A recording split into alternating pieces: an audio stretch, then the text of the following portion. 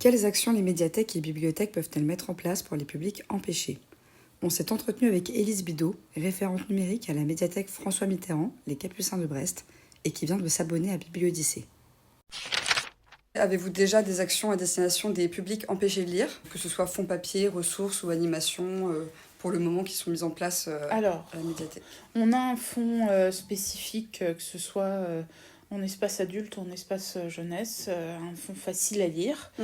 En jeunesse, donc, on a des livres audio, des livres 10, voilà, des gros caractères aussi. Et pareil en adulte, livre 10, gros caractères audio. Donc là, en ce moment, on est formé par une collègue sur l'accueil des publics malvoyants et non-voyants, avec des membres de l'association Valentin Huy. Voilà, on a un ordinateur là-haut de visionnage pour personnes avec des difficultés malvoyants ou non-voyants. Et est-ce que actuellement vous travaillez donc avec des associations ? Alors du coup, là, ça a commencé en adulte. Je suis pas... Voilà, il y a un peu avec Valentin Huy, mais les collègues en adulte ont déjà fait plusieurs animations. On a une collègue qui est en charge vraiment de ce fonds-là. Lors d'expositions, ça nous arrivait d'avoir les cartels en braille. Et là a été accueillie notamment en collaboration avec l'Espace Jeunesse une association, une formation en fait à la journée autour des troubles 10 à destination des professionnels, enseignants, psychologues, voilà. Et ma collègue en a profité aussi pour parler de l'application Bibliodyssée du coup. Qu'est-ce qui vous a motivé à opter pour Bibliodyssée ? Alors, ça, c'est une décision qui s'est faite à plusieurs. Le collègue qui l'a repéré, on a entendu via le réseau Carrel, voilà, puisqu'on est actif au sein du réseau. On trouvait ça intéressant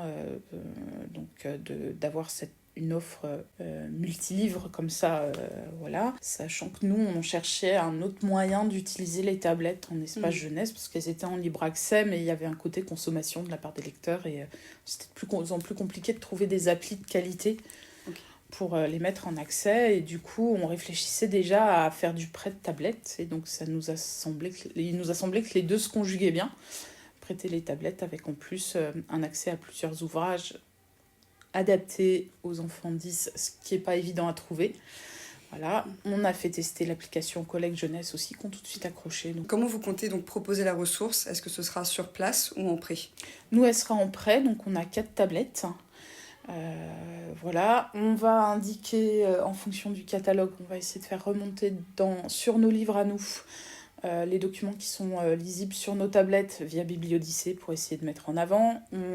L'idée aussi est d'utiliser votre support de com sur nos étagères faciles à lire autrement. Et donc pour le moment, ce sera du prêt. Ok. Voilà.